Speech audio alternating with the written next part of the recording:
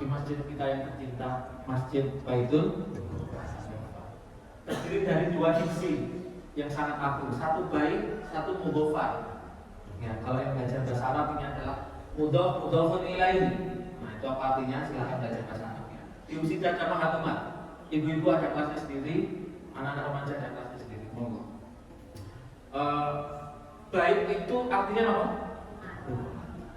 Namun masalahnya kalau kita belajar bahasa Arab, seringkali satu kata bahasa Indonesia itu diartikan di bahasa Arab itu macam-macam. Katakanlah kalau Allah menyebutkan kebaikan dalam Al-Quran itu macam-macam. Kadang ma'ruf, kadang khair, kadang albir, kadang khair, kadang ihsan. Maknanya berbeda-beda.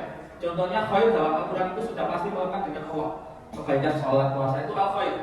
Tapi kalau ma'ruf itu adalah kebaikan yang dipandang oleh seluruh makhluk. Misal memberi orang makan itu ma'ruf, entah itu dia muslim atau non muslim, memandang itu ma'ruf. Sekaya itu bahasa Arab. Begitu juga bait dalam kalimat baitul mughafar.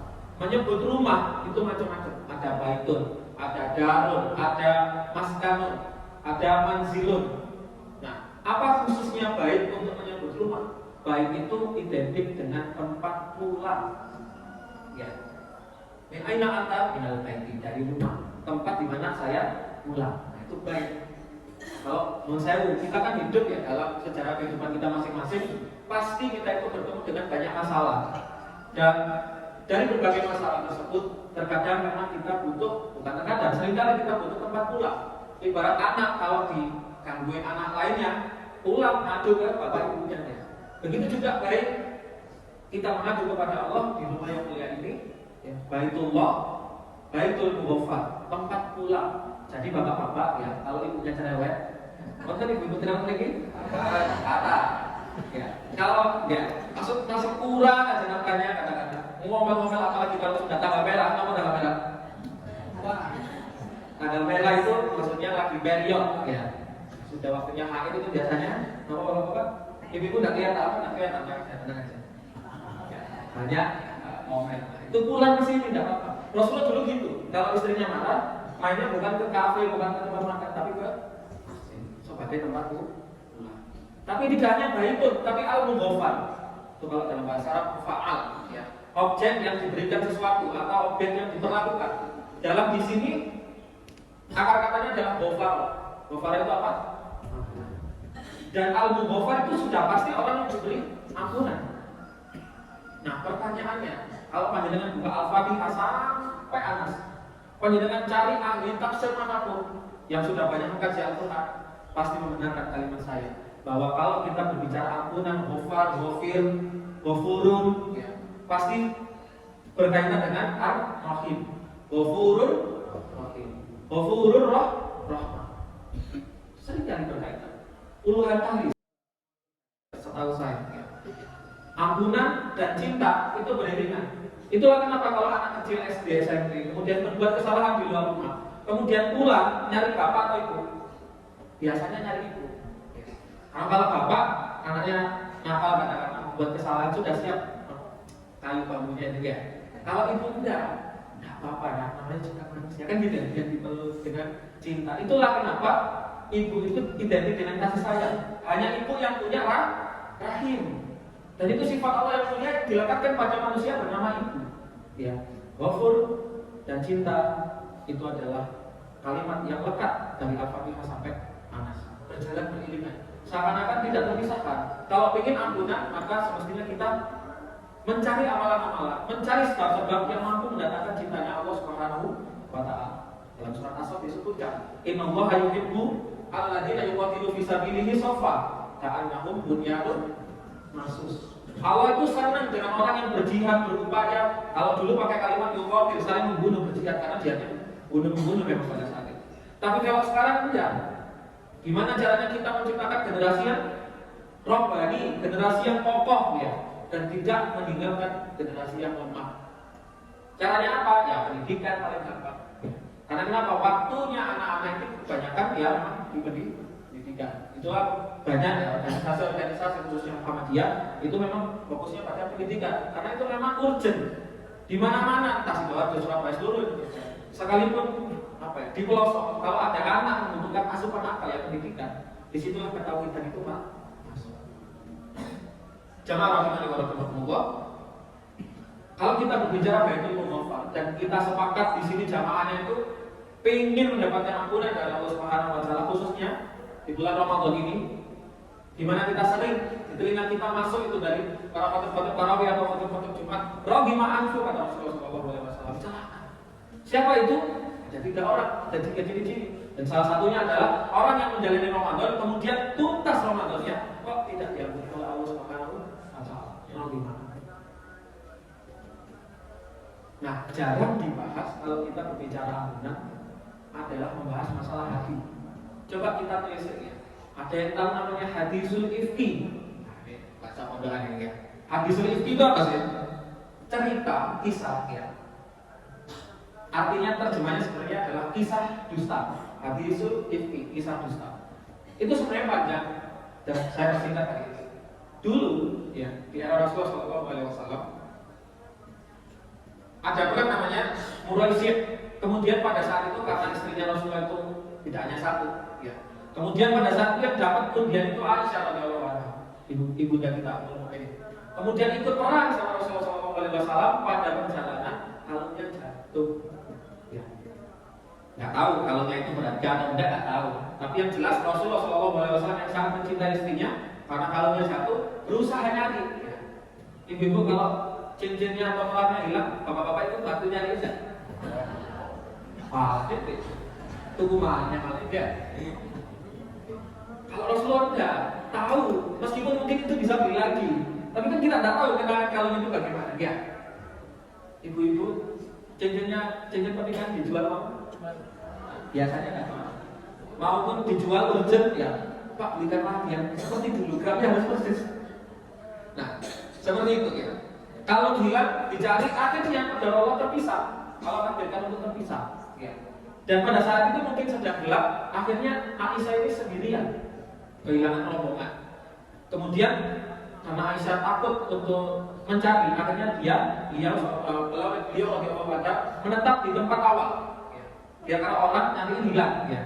Kalau anak kecil hilang tinggal kan biasanya gitu. Nah nanti kalau itu tinggal tetap di sini ya, kurang lebih seperti itu. Nah kemudian yang bertemu dengan Aisyah itu adalah sahabat Sofwan, beliau orang soleh. Kemudian karena takut Aisyah ini sendirian, diantarkan pulang sampai ke kota pada saat itu. Kemudian sampai di kota ya hadir itu perempuan bernama Aisyah radhiyallahu anha dan sahabat Rasulullah Sofwan. Kemudian beberapa orang munafik itu menghembuskan fitnah. Ya sudah pernah dengar kisah ini? Nah, menghembuskan fitnah bahwa Aisyah Ummul Mukminin telah berzina. Ya Allah.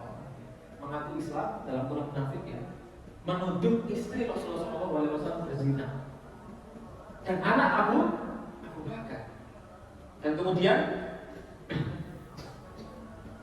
diceritakan dalam hadis itu, padahal Sofwan itu dalam perjalanan mengiringi ibunya itu tidak berhenti lisannya namanya istirja. Nama istirja itu inna lillahi wa inna ilaihi raji'un.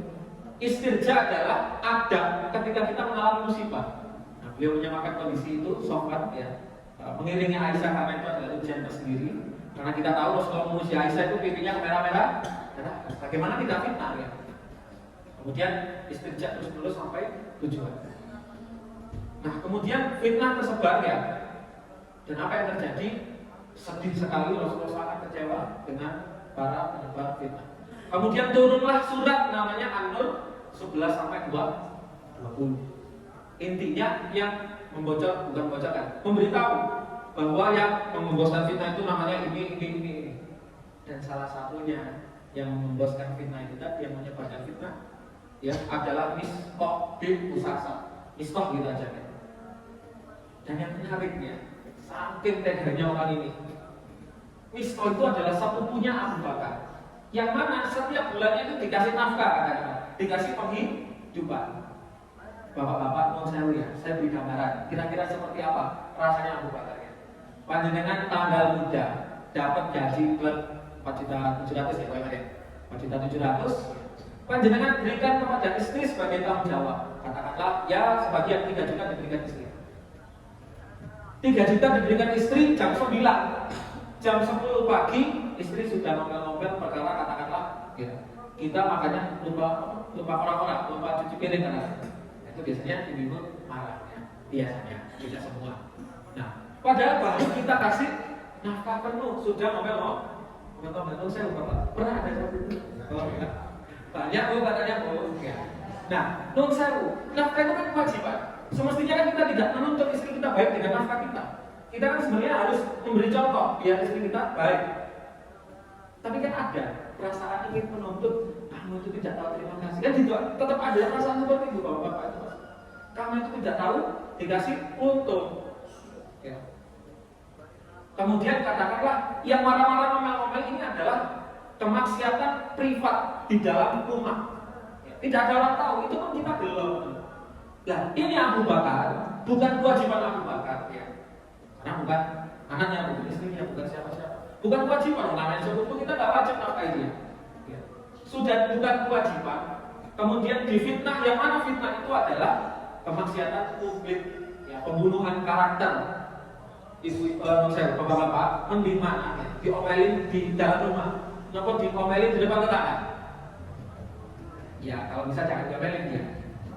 Tapi jelas, kita paling sedih itu adalah ketika kita dijatuhkan kehormatan kita sebagai lelaki, sebagai pencari nafkah di depan orang lain. Sepakat gitu, sepakat. Nah, ini Abu Bakar satu, tidak wajib ya, memberi sedekah yang tidak wajib. Dua, menerima kejahatan publik atau pembunuhan karakter. Betapa sedihnya, betapa kecewanya. Sampai Abu Bakar pada saat itu bersumpah, istilah Jawa nih ya, awas kok kata kayak gimana. Awas ya, kata kasih uang lagi sebagaimana bulanan biasanya. Kemudian turun ayat selanjutnya ayat 22 yang bunyinya adalah wal ya'fu wal yasfahu ala tuhibbuna an yaghfirallahu lakum wallahu ghafurur rahim. Benar ya kata saya tadi ya, wallahu ghafurur rahim. Padahal kata Allah memerintahkan yang sudah bersumpah tadi karena saking emosinya, wahai Abu Bakar, kamu kan diberi kelebihan berupa harta. Sudah, maafkan, lapangkanlah dadamu. Kemudian ini yang menarik. Ala tuhibbuna an yaghfirallahu lakum. Apakah kamu nggak pengen diampuni Allah Subhanahu wa taala? Coba digarisbawahi. Allah itu tidak menawarkan pahala, Allah tidak menawarkan kemudahan hidup, Allah tidak menawarkan bidadari mungkin. Tidak menawarkan rumah di surga, tapi Allah hanya memberikan penawaran berupa ampun. Dan disitulah hati Abu Bakar muluk, kemudian membatalkan sumpah itu dan terus memberi bulanan orang yang telah membuat kehormatan dia jatuh di mata masyarakat. Kenapa menunjuk putrinya berzina? Lalu mengumpul begini. Jamaah rahmani wa rahimakumullah. Dari kisah ini kita itu paham bahwa kalau kita memberi, saya husnuzon, jamaah baik itu mughafar ini dermawan semua. Entah gajinya tidak banyak, tidak ada, kecil itu tidak ada, salah cukup semua. Mau gajinya cukup atau berlebih, jamaah baik itu mughafar adalah jamaah yang dermawan. Tapi menurut saya, amal itu diterima kalau satu caranya benar, dua hatinya ikhlas. Karena menurut saya, setan itu tidak diam ketika kita menjadi orang yang dermawan. Setan itu tetap menunggu di pojokan sana, di belakang sana. Biar kita tidak sedekah, tapi kalau kita berhasil sedekah, gimana caranya kita itu tidak ikhlas? Dari kisah Abu Bakar ini kita tahu bahwa ikhlas itu bukan amalan yang singkat, tapi amalan yang durasinya panjang. Karena orang yang sekarang kita beri sedekah, ya kita perlakukan baik, belum tentu nanti itu terkawal pada kita. Bisa jadi di masa mendatang 5 tahun, 10 tahun, dia adalah orang yang berbuat kecil dari kita. Dan anjuran ya, dari kisah ini adalah kita tetap berlapang dada, wal ya'fu wal yasfahu. Kita tetap berlapang dada, kita memaafkan, dan tetap kita harus ikhlas. Sekali lagi saya garis bawahi, ikhlas itu bukan amalan yang durasinya singkat, tapi amalan yang durasinya itu panjang. Karena sekali lagi kita tidak akan tahu apakah yang sering kita beri kebaikan itu akan terus baik kepada kita. Kalau di tengah jalan memfitnah, ngerasani dibalik pandangan kita gimana? Kemudian dirasani di grup WA ya, Siapa yang hadir nggak kira-kira yang suka gibah di WA? Bukan ya, nonton ya, itu cover ya. Siapa rahimani wa rahmatullah? Disinilah kita mudah untuk mengenal apa itu hayyul. Di mana Rasulullah SAW itu mengatakan, ya, ada yang pernah kenyonyak api ketika masak mungkin kebelodasan minyak ya, panas bukan? Panas. Itu hanya minyak yang panas. Dan tentu kita semua sepakat kita itu sangat-sangat tidak menginginkan yang namanya api neraka. Yang mana kalau kita pakai sepatunya neraka saja otak kita itu mendidih.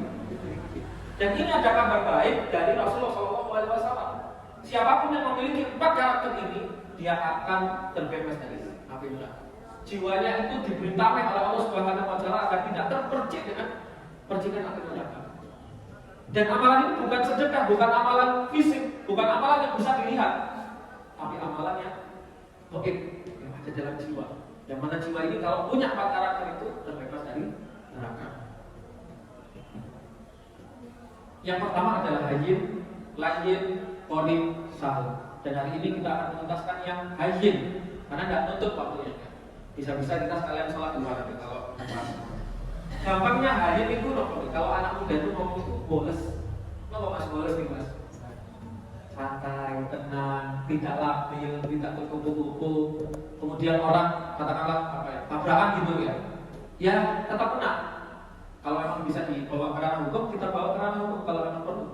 Tapi akan lebih baik hati yang hayyin itu memaafkan orang yang salah dimanapun kita berada. Nah, jamaah rahimani wa rahmatullah, kita mulai hayyin ini dari lisan dulu. Karena dalam kitab Minhajul Qasidin itu ada bab khusus tentang ya, bahaya lisan. Dan ini pengaruh sama hayyin ini. Bahaya pertama kalau kita bicara hayyin adalah perkataan yang tidak bermanfaat. Kemudian yang kedua adalah terlalu banyak bicara. Di mana Rasulullah SAW mengajarkan kepada kita suatu kaidah yang luar biasa. Yang mana anak muda belasan tahun kalau memakai idealisme ini, memakai mindset seperti ini, ya, gaya bicara dia itu bisa seakan-akan usia 40. Itulah kenapa para ulama itu sebagian bilang orang yang belajar Islam, anak muda belajar Islam, perlahannya masih tidak dewasa, tidak sangat bijak. Bahkan melebihi kedewasaan dan kebijaksanaan orang-orang yang sudah melampaui 30-40. Karena ada 30 tahun masih kanak-kanak ya. Nah, apa itu kaidah yang penting? Ya, dalam berkomunikasi. Rasulullah mengatakan, "Qul khaira au berbicaralah yang baik kalau tidak bisa." Ya. Tapi menurut saya ada yang pakai dalil ini untuk tidak bicara apa-apa. Akhirnya tidak mau berdakwah, akhirnya tidak mau menyampaikan kebaikan. Padahal kaidah pertamanya adalah qul khaira, itu adalah perintah prioritas. Kalau kita sanggup membuat materi pengajian, kita bikin, jangan diam. Kalau kita masih ada sisa usia untuk mempelajari agama Allah yang bisa disampaikan, pelajari. Kuliah. Ikut majelis ilmu, ikut majelis ilmu. Karena apa? Untuk menetapi kaidah pertama, qul khaira. Nah, baru kalau kita tidak memiliki kemampuan, ya, karena karakter kita itu suka berbicara kotor, maka kaidah yang kedua baru dipakai, au liyasmut. Nah, kembali deh. Kemudian yang ketiga adalah suka melaknat, dan setiap daerah itu punya laknatnya masing-masing. Kalau Surabaya itu nama hewan biasanya ya. Kemudian kalau Sidoarjo apa? Nah, kalau Jakarta agak keberat-beratan laknatnya dia. Nah, kalau di Amerika mungkin tidak pakai lisan, tapi pakai jari mana? Kanan kiri. Nah, jari tengah biasanya. Nah, itu punya laknatnya masing-masing. Nah, masalahnya gini, anak-anak sekarang itu terkena globalisasi yang namanya memiliki. Masalahnya kita kesulitan memantau mereka. Dan di YouTube itu konten-konten game itu ya, benar nih Mas Kim? Banyak konten kreator yang kita sebut toxic. Toxic itu apa? Membiasakan kalau bermain itu berucap apa? Laknat-laknat itu keluar semua itu. Ya, katakanlah pemainnya mati, ucap A. Harusnya kan astagfirullah kan gitu kan. Kemudian kalau mendapatkan sesuatu, alhamdulillah kan semestinya seperti itu. Nah itu enggak, konten-konten negatif toxic itu mengajarkan seperti itu. Nah masalahnya kalau sehari mungkin dia bisa bertahan dengan kebiasaan itu. Tapi kalau setiap hari diulang, bukankah kita mengerti ada suatu kaidah kesalahan yang diulang terus-menerus itu akan menjadi kebenaran dan kewajaran. Kalau bertahun-tahun itu diulang, ya obatinya susah. Ibarat kucing, ya kalau sudah nyaman di rumah kita, susah diusir. Ya kita bawa, kadang-kadang kita bagus kodon, 2 hari 3 hari bisa jadi nyampe rumah kita lagi. Nah Itu kebiasaan buruk itu bahayanya seperti itu. Ya kemudian mengejek melolos sudah pasti ya. Nah ini yang bahaya. Apalagi yang sudah berumah tangga. Ya. Apa itu membuka rahasia? Apalagi rahasia suami istri. Masalahnya ya Allah, di Facebook, di Twitter, di WhatsApp, di Instagram itu banyak ya. Dan mohon maaf ya, bukan menyinggung gender, tapi memang realitanya yang kebanyakan itu laki-laki non perempuan yang membuka aib pasangan. Perempuan. Nah ini tidak boleh. Kemudian selanjutnya bertanya-tanya tentang sifat Allah. Misal Allah mengatakan bahwa Allah itu bisa melihat. Kemudian kita mempertanyakan, ini masalah tauhid ya. Nah, Allah itu melihatnya seperti apa ya? Nah, pertanyaan seperti ini tidak. Ya, tidak. Maka kalau kita mendapati Al-Quran berbicara seperti itu, misal Allah punya tangan, Allah punya mata, ya sudah, tidak perlu dipikir terlalu jauh, tidak perlu ditanya-tanya. Nah, kemudian yang terakhir, nah ini ibu lagi ya. Apa yang terakhir untuk mendukung agar kita itu bisa hayyin al-ghibah. Saya harus besar di sini ya. Kalau beli di jualan sayur itu melinjol ya. Bahasa Indonesia melinjol itu apa ya? Enggak ada sebetulnya kan. Toko sayur. Ibu-ibu, apakah banyak ya di melinjol itu orang ngerasan-ngerasan? Banyak sampai sekarang. Ya, suruh ngaji di Baitul Mughafar biar diampuni kesalahan-kesalahan seperti itu. Tapi kalau jamaah ibu-ibu Baitul Mughafar enggak ada ya? Mana titik-titik yang enggak salah sepulang dari sini salah paham. Ghibah itu gimana enggak? Tapi tidak semua ghibah itu dilarang. Nah ini butuh materi khusus untuk fikih ghibah. Karena ada fikih ghibah yang diperbolehkan. Misal salah satu saya bocorkan ya. Saya mau bisnis dengan Pak Nur Salim. Ya, daripada saya ini menyesal di kemudian hari, saya tanya teman-temannya Pak Nur Salim, gimana Pak Nur Salim masalah keuangan, rajin apa buatan, amanah apa buatan, misalnya mau ya Pak Nur Salim, permisalan. Nah itu adalah ghibah yang diperbolehkan. Temannya itu kalau bisa membocorkan kalau dia memang punya cacat bisnis seperti itu. Kalau dia malah bahaya. Nah itu salah satu mau gitu, tapi yang jelas ghibah itu pada dasarnya tidak boleh. Sama dengan memakan pakai saudara sendiri. Nomor tidak cincin benernya. Nah, kalau kita bicara masalah haid, ada kaidah yang perlu dipegang erat dan ini adalah kaidah Rasulullah SAW. Beliau mengatakan, ya, mungkin kita mengira orang yang kuat itu orang yang setiap hari ke gym atau fitness. Kita mungkin mengira orang yang kuat itu adalah orang yang bisa lari ya, yang komunitas pelari itu sampai katakanlah naik Gunung Semeru, kemudian turun lagi. Kita mungkin menganggap orang yang kuat itu adalah orang yang pesepeda sampai keliling 3 gunung kan? Atau kemarin ada kabar sampai Mekah sepeda ontelan ya. Nah tapi kata Rasulullah SAW, kuat itu bukan itu. Kuat itu adalah siapapun hamba Allah maupun dia sehat atau tidak, tapi dia bisa menahan amarahnya. Bukan kuat fisiknya, tapi kuat hatinya. Ada juga kabar baik dari Rasulullah SAW bagi siapapun yang mampu menahan marah, padahal dalam kondisi tersebut, ya, dia bisa melampiaskan, dia bisa klarifikasi, tapi dia memilih sabar, maka bagi dia diberi balasan bidadari sesuai dengan keinginannya. Nah, biasanya kalau disebutkan bidadari, ibu-ibu protes, ibu-ibu dapat apa? Biasanya kaidah balasan Allah itu kalau laki-laki dapat bidadari, biasanya ibu-ibu itu dapat rumah. Ya. Itulah kenapa ibu itu suka menghias rumah kalau di rumah. Kalau terjelas gitu. Kita tidak suka pink, tapi ya istri kita suka pink. Mau gimana lagi ya? Ya mau tidak mau banyak pink. Karena istri kita yang 24 jam di rumah. Kita kan enak tuh ya. Jadi serahkan sama istri. Nah itulah kenapa Khadijah radhiyallahu anha itu dijanjikan apa? Rumah, bukan yang lain. Kemudian jamaah rahimahullah, ada 2 akhlak yang dicintai Allah, yang paling dicintai Allah. Apa itu? Sifat santun dan sabar. Ya.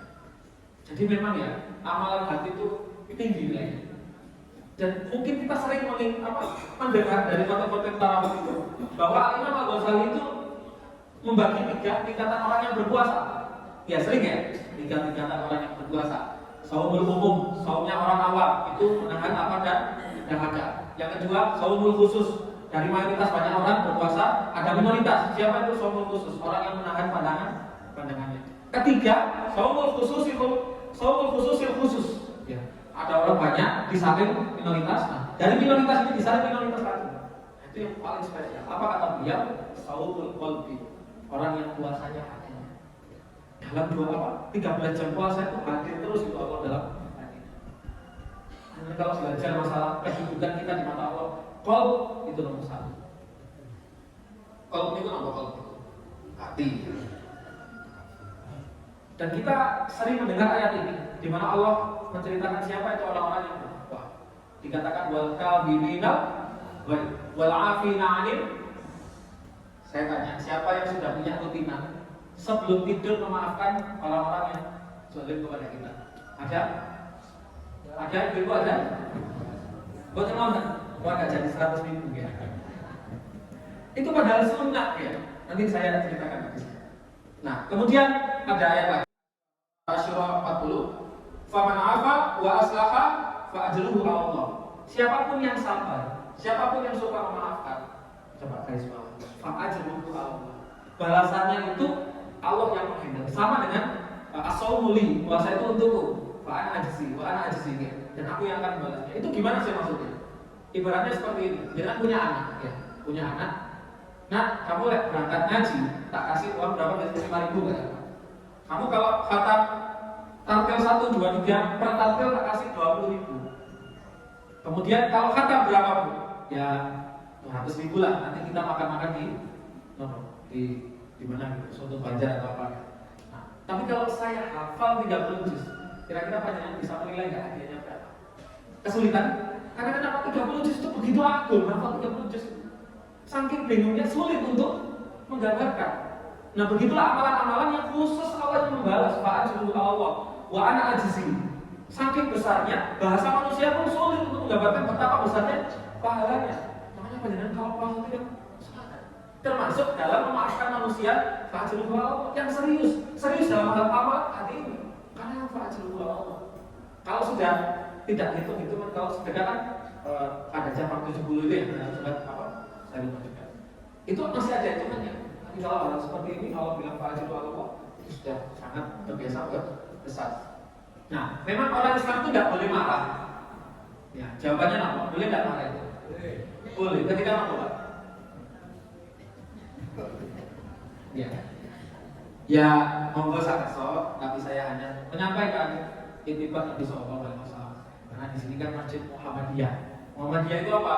Paham yang berkaitan atau berpusat pada intibat Nabi sallallahu alaihi wasallam. Nah, kemudian gimana Nabi sallallahu alaihi wasallam itu marahnya itu seperti apa?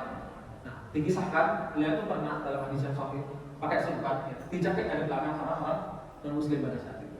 Kemudian sampai ada bekas merah seperti ini dan beliau hanya melemparkan senyuman. Dan kita juga sering ya mengatakan bisa beliau dilempari batu sampai giginya trotol, tapi beliau tidak membalas, malah mendoakan. Apa ciri-cirinya beliau itu diam dan memaafkan permasalahan pribadi? Dan ada hadis yang sahih, ada perempuan berhijab kemudian ditarik hijabnya sama Yahudi pada saat itu. Kemudian terdengar di telinga Rasulullah SAW, padahal cuma tarik hijab. Ya. Kalau mungkin nampar itu kan persoalan pribadi. Tapi kalau sudah hijab beda cerita. Sudah agama Allah yang dilecehkan. Dan apa yang Rasulullah SAW lakukan?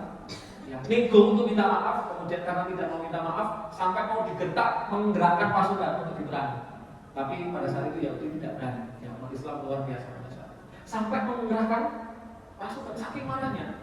Persoalan ada, nah, tapi untuk persoalan pribadi beliau cenderung memaafkan. Jamaah rahimahullah. Itulah kenapa Rasulullah itu mengatakan ajiban li amri mu'min, mengagumkan perkara-perkara orang Islam. Kalau dia dipuji, dia bersabar. Kalau dia diberi, dia bersyukur. Kalau dia diberi kenikmatan, dia tidak sombong dan tidak angkuh. Nah, itulah keajaiban orang yang beriman. Ya ayyatuhan nafsul mutmainnah, irji'i ila rabbiki radiyatan mardiyah. Surat Al-Fajr. Ayat berapa dan ayat berapa? Ayat terakhir, ayat terakhir. Ayat terakhir nanti. Ayat berapa? Dilarang buka api? Gak jadi 100 nih. Berapa? 10. kurang sedikit. Yang benar adalah 27 dan 28. Nah, terkait tadi sebelum tidur memaafkan orang, dulu itu ada Salman Al Farisi itu dikasih tahu sama Rasulullah bahwa ada seorang sahabat yang dijamin masuk surga. Ibu-ibu, bapak-bapak mau dijamin masuk surga. Ternyata kemudian Salman itu kepo. Kenapa kepo kemudian? Pengen lah, kepingin lo kepo, katanya seperti itu. Kemudian akhirnya nginep, singkat cerita nginep. Kemudian dilihat amalan apa? Apakah sholatnya 100 rakaat? Apakah wiridan 10.000 ya? La ilaha illallah gitu. Mungkin seperti itu. Kemudian ternyata enggak. Dan singkat cerita, sahabat ini mengatakan, aku tidak memiliki amalan fisik yang luar biasa, tapi saya selalu memaafkan orang lain yang menzolimiku sebelum dia minta maaf, dan aku tidak pernah merasa dengki. Nah, itulah lain. Nah, pertanyaannya, kalau kita memang ingin memiliki perasaan hayyin, ya, hati yang hayyin, itu apa yang harus kita lakukan? Nah, ini saya beri satu kata kunci akhir, ya.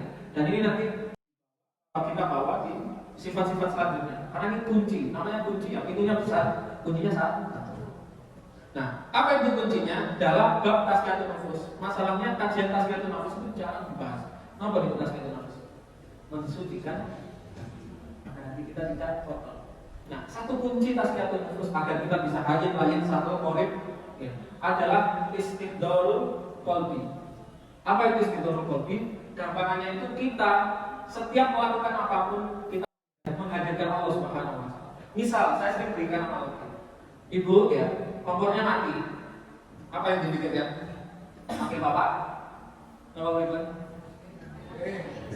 Oke. Nah, itu belum istidharul qalbi. Mau mencapai hayyin agak sulit, ya. Kalau apa cara berpikir seperti itu. Nah, bagaimana semestinya kita sambat kepada Allah Subhanahu wa taala? Ya Allah, niki kenapa kok kompornya mati? Baru manggil Pak. Bapak-bapak berangkat kerja, banyak bocor. Apa yang dipikirkan? Tambal. Langsung tambal ban. Nah, itu sulit istidharul qalbi. Semestinya harus ngapain? Sambat wadul kepada Allah Subhanahu wa taala. Ya Allah, ban saya kok bocor. Mohon petunjuk agar mendatangkan solusi. Apapun itu. Nah, itu adalah istidharul qalbi. Itulah kenapa menjadi jawaban. Kenapa sih dari bangun tidur sampai tidur lagi kita itu diberi guidance. Apa guidance itu? Petunjuk panduan berupa doa-doa. Belum saya masuk kamar mandi itu harus bukan apa-apa, agar kita ingat Allahumma inni a'udzubika minal khubuthi wal khaba'is. Wahai hamba Allah, ingat kamar mandi itu tempatnya setan laki-laki dan perempuan. Untuk istidharul qalbi. Kemudian keluar apa bacanya? Ghufranaka. Keluar kamar mandi. Kok kenapa kok ghufranaka? Ya Allah, mulia buat apa minta aku keluar kamar mandi? Agak sulit mencari tafsir ini, tafsir doa. Dan ternyata kata Musa di pas mengatakan kenapa kita harus ghufranaka ketika setelah keluar kamar mandi? Karena secara fisika, secara sains, kita kalau buang air kecil itu kan pasti ngeden, ya. Kenapa saya ngeden? Ya situlah. Nah, ketika kita ngeden itu, ya, seringkali kita itu lupa kepada Allah. Sekecil itu pun diatur, kemudian keluar ghufranaka. Maksudnya apa? Ya Allah, maafkan ketika saya di kamar mandi itu banyak lupanya. Loh, sadar itu. Kemudian buka puasa, sahabat mau batal seluruh puasa batal insyaallah. Kemudian mau berjima, apa jima itu? Bercinta, ya. Harus berdoa. Bangun tidur, mau tidur lagi, semuanya berdoa. Sampai istri ngomel, panjenengan jangan ada status dulu. Suami gredeg mau katakanlah kita udah nyapu lantai, ya. Kita udah ngepel. Suami dengan santainya pakai sandal, sandalnya dilepas, tak masuk. Ibu-ibu marah, ngomel duluan atau pribadi? Ngomel duluan. Itu tidak istidharul qalbi. Astagfirullah. Itu dulunya. Tapi tidak harus dibunyikan. Lebih baik itu kita yang mendengar sendiri. Kalau jenengan suarakan ke suami, itu namanya istighfar yang diokelkan. Ya. Oh doa, topengnya saja istighfar. Sebenarnya untuk bisa ini ya, ditangkap ya. Istidharul qalbi. Coba diikuti. Istidharul qalbi. Nah, inilah yang bisa panjenengan bawa pulang. Setiap aktivitas yang panjenengan lakukan, setiap ujian, setiap musibah, setiap amalan istri. Kita ingat bahwa Allah itu menciptakan istri kita dari tulang yang bengkok. Kita yang harus bijaksana, betul ya? Itu istri kita. Semoga yang sedikit ini bermanfaat karena sudah setengah 6, sudah waktunya kok. Kalau bagi olahraga ya.